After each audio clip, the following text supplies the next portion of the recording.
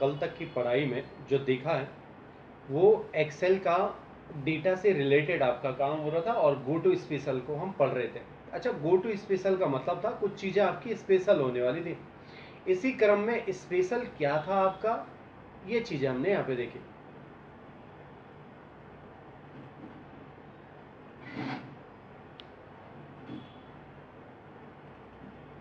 यहाँ पे थोड़ा सा आप लोगों को टेबल बनाने में दिक्कत हुई, जो पहाड़े वगैरह थे, तो बाकी आप लोग भेजते तो हो नहीं है, इसलिए मुझे पता नहीं चलता आप क्या क्या बना रहे हो।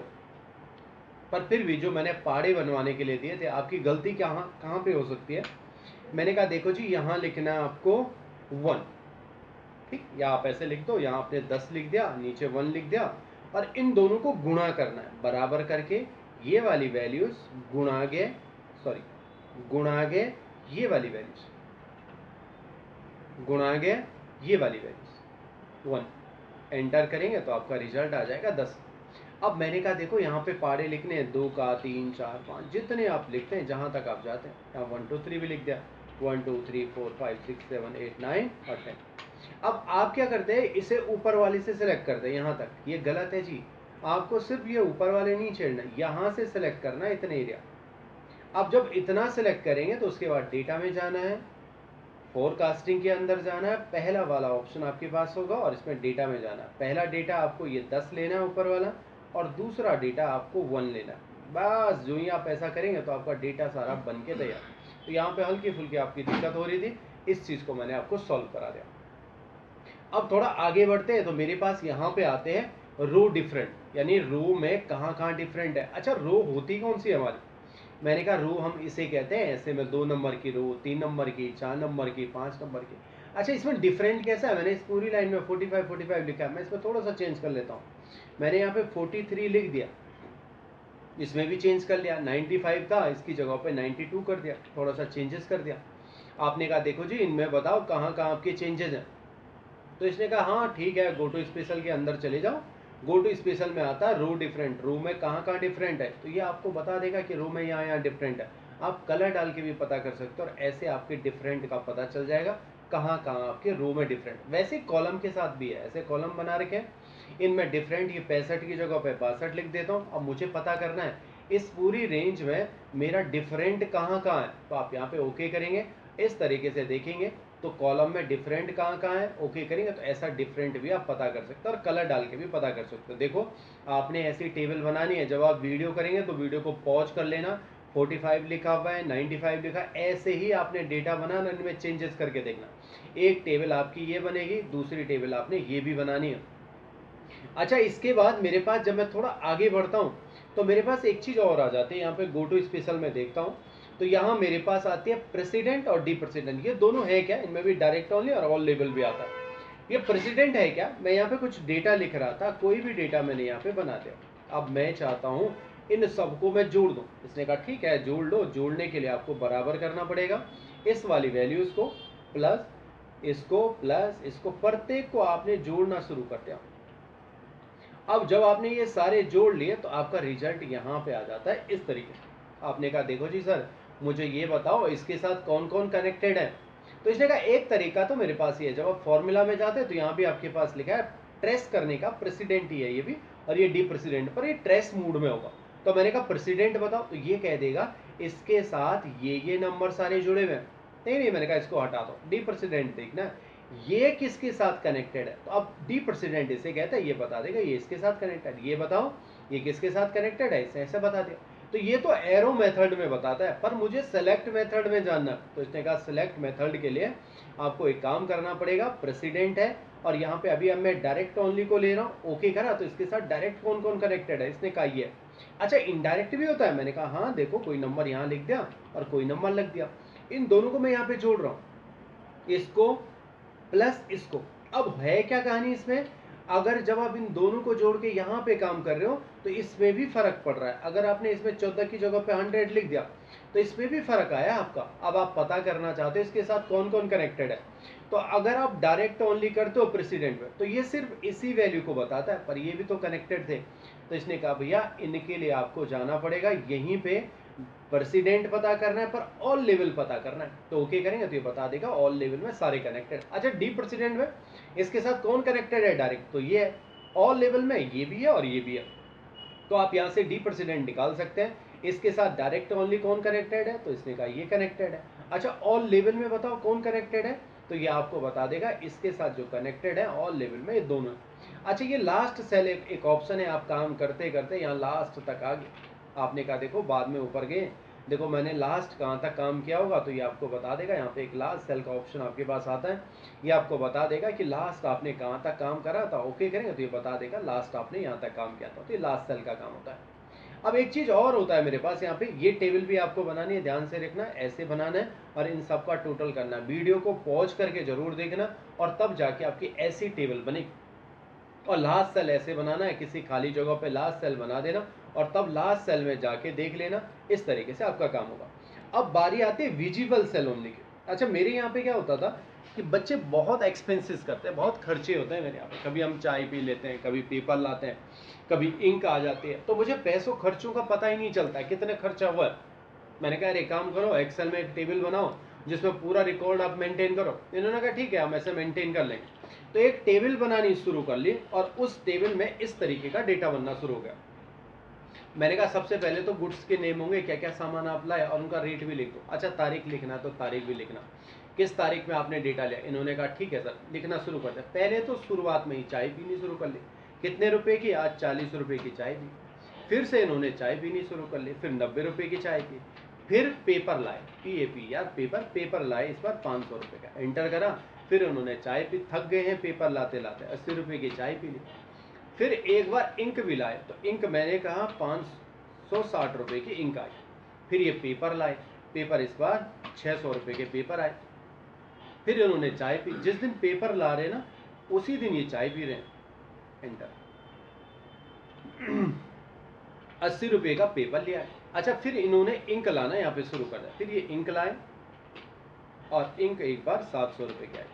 फिर पेपर ले आए, महीने भर मेरा खर्चा चलता रहा ऐसे। फिर इन्होंने चाय पी ली, चाय इस बार 90 रुपए की थी। अच्छा मेरे पास ये डेटा महीने का आ गया, सपोज करो ऐसा डेटा आ गया। मैं इसको थोड़ा सजा दजा देता हूँ, इसका ज़्यादा फर्क तो नहीं पड़ेगा, पर फिर भी आपको चीज़ दिखने में अच्छी लगे, ऐसी टेबल आपने बनानी। इसका फॉन्ट भी मैंने अपने अनुसार चेंज कर लिया, बड़ा करना चाहते हो तो थोड़ा बड़ा भी कर लो, इस तरीके से डेटा आपका बन गया। अब देखो मेरे पास महीने का हिसाब किताब बना के दे देना, पर मुझे ऐसे में तो दिक्कत हो रही है, चाहे यहाँ देखनी पड़ेगी, यहाँ देखनी पड़ेगी, डेटा कैसे फाइंड करूँगा। इसने कहा देखो जी पहला काम एक काम करो, ऊपर वाले को नहीं, इससे नीचे वाले को सॉर्टिंग क्रम में डाल दो। सॉर्टिंग मतलब छोटे पहले आ जाएंगे फिर बड़े आ जाएंगे, एक जगह पे इकट्ठे हो जाए। तो इसने कहा हाँ सॉर्ट कर लो, या तो छोटे से बड़ा करो, पर देखो ध्यान रखना एक्सपेंड जरूर करना, क्योंकि इसका डेटा इसके साथ कनेक्टेड होना चाहिए। ओके कर दिया, तो ये डेटा इंक एक तरफ आ गया, पेपर एक तरफ आ गया, चाय एक तरफ आ गया।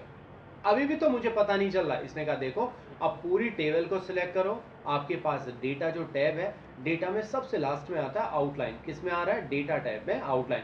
यहाँ पे भी सब टोटल का ऑप्शन आता है, इसमें आप ओके करेंगे तो ये सारा डेटा खुद ही ले लेता है। अभी के लिए आप ओके कर लो।